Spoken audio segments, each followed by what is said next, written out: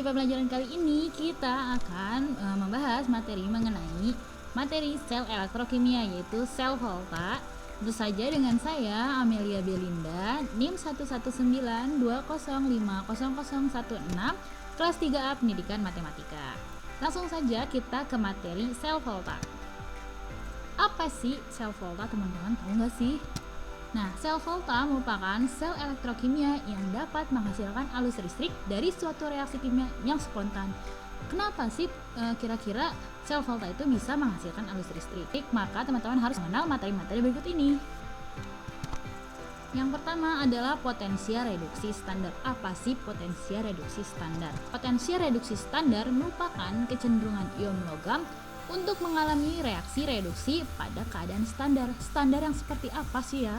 Nah, dikatakan standar yaitu ketika tekanan berada dalam 1 atm, suhunya 25 derajat Celcius, dan dibandingkan dengan potensial reduksi hidrogen.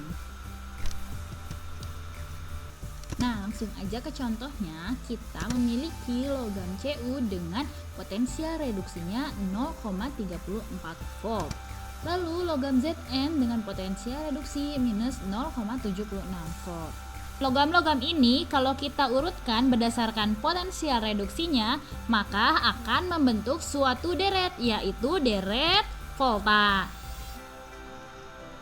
Nah, di deret volta ini dari litium Li sampai ke Cu itu potensial reduksi standarnya semakin besar. Karena semakin besar, maka dia lebih mudah mengalami reduksi. Nah, sebaliknya teman-teman, dari Cu ke Li, dia akan semakin mudah mengalami reaksi oksidasi karena nilai energi potensialnya lebih kecil. Nah, ini teman-teman. Jadi dari kiri ke kanan bersifat semakin mudah mengalami reduksi, sedangkan dari kanan ke kiri semakin mudah mengalami oksidasi. Nah, ini adalah cara kerja sel volta. Nah, dalam sel volta itu memiliki beberapa komponen. Yang pertama adanya elektroda. Elektroda itu adalah tempat terjadinya reaksi reduksi dan oksidasi.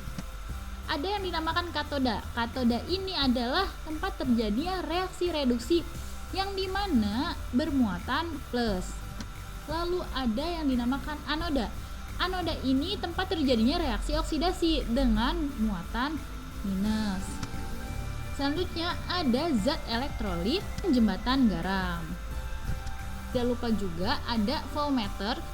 Langsung aja kita ke contohnya. Misalkan sel volta dengan elektroda Cu dan Zn. Nah, teman-teman ingat lagi deret volta yang sebelumnya ya. Nah, dari pemaparan di atas dapat dijelaskan berdasarkan nilai E0-nya, maka Cu itu merupakan tempat terjadinya reduksi yang dinamakan katoda. Lalu Zn itu anoda. Nah, ini dia teman-teman, bagan tempat reaksi terjadinya sel volta. Logam Zn dihubungkan dengan kutub negatif pada voltmeter, sedangkan logam Cu dihubungkan dengan kutub positif. Nah, logam Zn akan mengalami oksidasi menjadi ion Zn2+ yang dilepaskan ke larutan.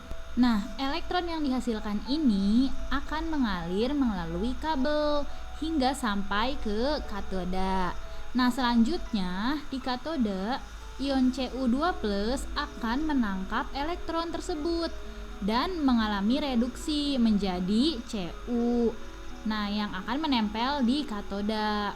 Nah, reaksi ini terjadi secara terus-menerus yang menyebabkan muatan di kedua belah tabung ini tidak setara.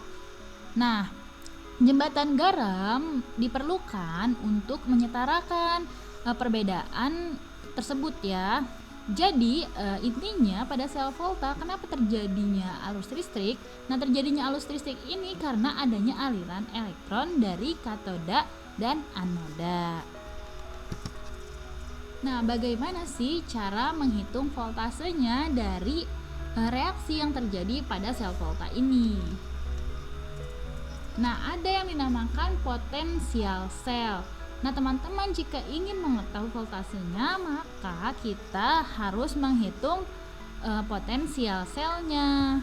Potensial sel standar itu memiliki rumus, yaitu E0 sel sama dengan E0 sel yang ada di katoda dikurangi E0 sel yang ada di anoda. Lalu secara sederhana reaksi yang terjadi di sel volta dapat kita gambarkan dengan diagram sel. Nah, yang ini kita ambil dari contoh sebelumnya ya, yang logam Zn dan juga logam Cu. Nah, ini dituliskan dengan seperti ini: Zn garis Zn2 plus garis Cu2 plus garis Cu. Nah, Zn dan Zn2 plus ini merupakan oksidasi, sedangkan Cu2 plus dan Cu ini merupakan reduksi. Nah, teman-teman, garis 1 ini menggambarkan perbedaan fase, sedangkan garis 2 ini menggambarkan jembatan garam. Nah, langsung saja kita ke contohnya. Kita mengambil dari contoh sebelumnya ya, di mana ada logam Zn dan logam Cu. Di sini diketahui katoda yaitu Cu memiliki nilai E0 Cu sama dengan plus 0,34 volt. Lalu pada anoda memiliki E0 Zn dengan nilai minus 0,76 volt. Nah, cara mencarinya langsung masukkan ke rumus tadi ya. E0 sel Cu dan Zn sama dengan 0,34 volt dikurangi minus 0,76 volt, yang hasilnya yaitu plus 1,10 volt. Penerapan sel volta dalam kehidupan. Yang pertama yaitu sel volta primer. Nah, sel volta primer merupakan sel baterai yang tidak dapat diisi lagi jika sumber energinya telah habis. Contohnya yaitu ada batu baterai jam dinding. Lalu ada sel volta sekunder. Sel volta sekunder merupakan sel volta yang jika habis dapat berfungsi lagi setelah dialiri arus listrik. Nah, contohnya ada baterai litium. Lalu yang ketiga ada sel bahan bakar. Nah, contohnya itu adalah sumber energi pesawat luar angkasa.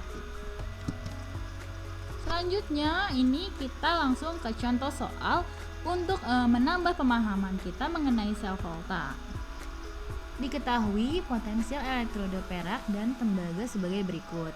Nah, yang ditanyakan adalah A. Tuliskan diagram sel volta yang dapat disusun dari kedua elektroda tersebut. Lalu B. Tentukan potensial standar sel itu. C. Tuliskan pula reaksi selnya. Langsung ke pembahasan, teman-teman. Nah, katodenya kita ambil Ag karena apa? Karena E0-nya lebih besar. Lalu anodenya adalah Cu karena E0-nya lebih kecil dibandingkan Ag. Langsung saja A disuruh menulis diagram selnya. Seperti penjelasan sebelumnya, berarti menulis diagram sel itu pertama anodenya dulu baru katodenya. Seperti ini, Cu garis 1 Cu12 garis 2 Ag plus garis 1 Ag. Lalu langsung ke poin B, yaitu mencari nilai potensial standar selnya. Langsung saja E0 sel sama dengan plus 0,8 volt dikurangi 0,34 volt sehingga menghasilkan 0,46 volt. Lalu poin yang C adalah menulis reaksi selnya. Nah, menulis reaksi selnya yang pertama yaitu di anoda. Di anoda itu ada terjadinya reduksi sehingga 2Ag plus ditambah 2 elektron menjadi 2Ag. Lalu anodanya itu terjadi reaksi oksidasi menjadi Cu menjadi Cu2 plus ditambah 2 elektron akan menghasilkan Cu diturunkan ditambah 2Ag plus. Ini elektronnya karena di sini ada 2 elektron dan di sini 2 elektron, bisa kita coret menjadi ini ya Cu2 plus, dia ada di sebelah kanan ditambah 2Ag. Nah, teman-teman, terima kasih telah menonton video saya. Nah, teman-teman tetap patuhi protokol kesehatan apalagi di masa pandemi seperti ini. Mohon maaf jika materi yang dipaparkan oleh saya masih banyak kekurangannya.